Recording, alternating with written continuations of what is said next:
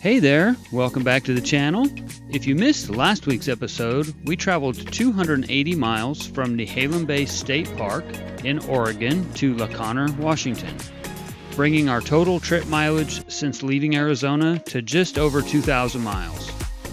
We loaded our truck on a ferry and enjoyed the short ferry ride to Orcas Island for Mother's Day. And while on the island, we traveled to Moran State Park. We marveled at the views of the San Juan Islands from Mount Constitution, Orcas Island's highest vantage point. While we didn't see any whales, we had a great time scouting out the island and will definitely return again someday. Our journey to Alaska is about to take a turn for the amazing, so stay tuned. This is episode number 7.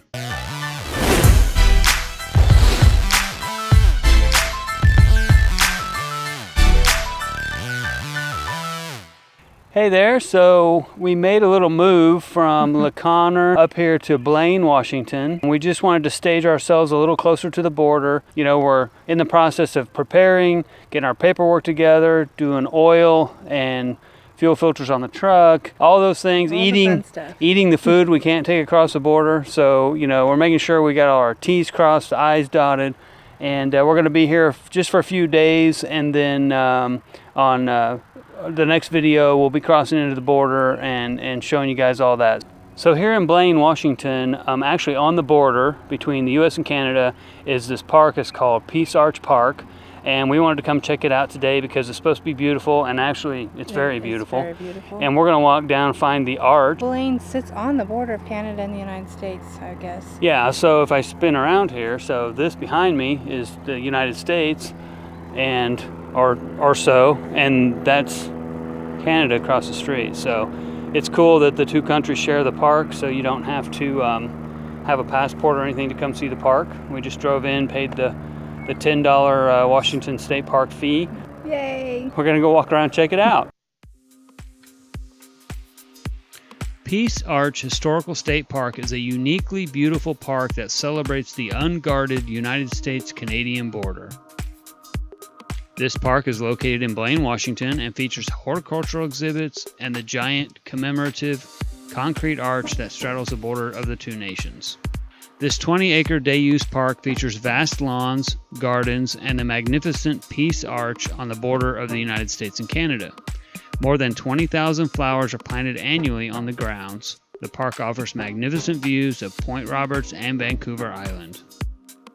The 67-foot Peace Arch was the vision of Sam Hill, a prominent road builder, Quaker, and humanitarian who built many landmark structures in Oregon and Washington. Hill bought property in both countries for the construction of the arch. Peace Arch was the first arch in the U.S. to be dedicated to peace and is still one of very few in the world. The arch design is widely believed to be the work of renowned architect Harvey Wiley Corbett. Construction was completed on September 6, 1921. The structure commemorates the signing of the Treaty of Ghent in 1814 and the Rush-Bagot Agreement in 1817. The treaties signed by the King of England and President Monroe provided for peaceful resolution of U.S.-British disputes and an unguarded U.S.-Canadian border. The treaties resulted from the War of 1812 with Great Britain. In 1931, the property on the Washington side became a Washington State Park. In 1939, British Columbia added Peace Arch Provincial Park to its park system. The Pacific Highway, the precursor to Interstate 5, was diverted in 1932 to pass along either side of the arch. The park offers picnic tables, a half-a-mile hiking trail, and restrooms to make your visit more enjoyable. Pets are also welcome in the park, but they must be on a leash and you must pick up after them. The park is open from 8 a.m. to dusk year-round and a must-see if you're in the Blaine, Washington area.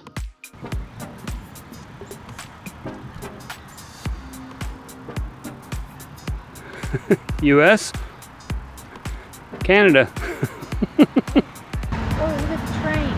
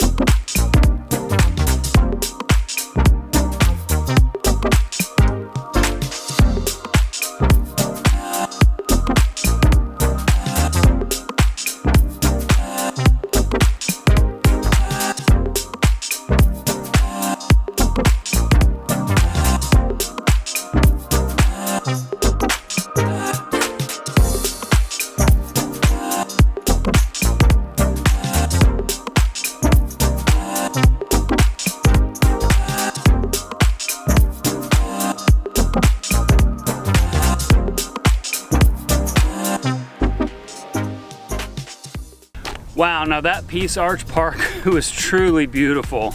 I can't imagine when they get all the flowers out. It'll be just amazing. Yeah, it said that they plant 20,000 flowers in that park, so I just can't imagine how amazing it'd be with all those flowers blooming. Yeah, because it was fascinating and magnificent with just the little bit we saw. Yeah. We've journeyed about 2 months so far to get this far, and now it's finally time to enter Canada. That's the border.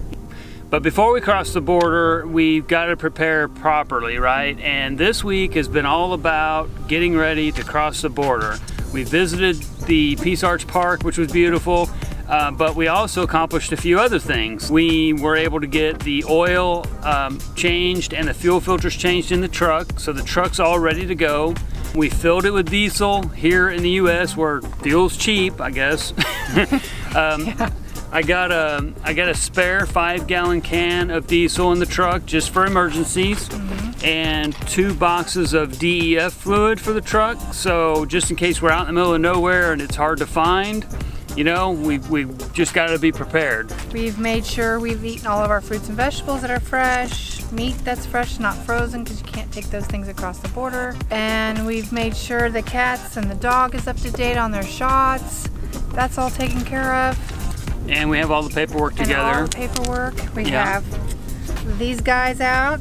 Got to take these with us. Yeah, got our passports ready. And the Holy Grail Bible. We got our milepost. We ordered the 2019 edition, and this literally shows you mile by mile what to expect along the way in the different routes. I've got some of this in here, but my co-pilot's going to have to refer to this as we travel through Canada. But there's so much to see, and we don't want to miss out. Yeah, and you'll see us referring to this and looking at this along the way, I'm sure, in the future videos.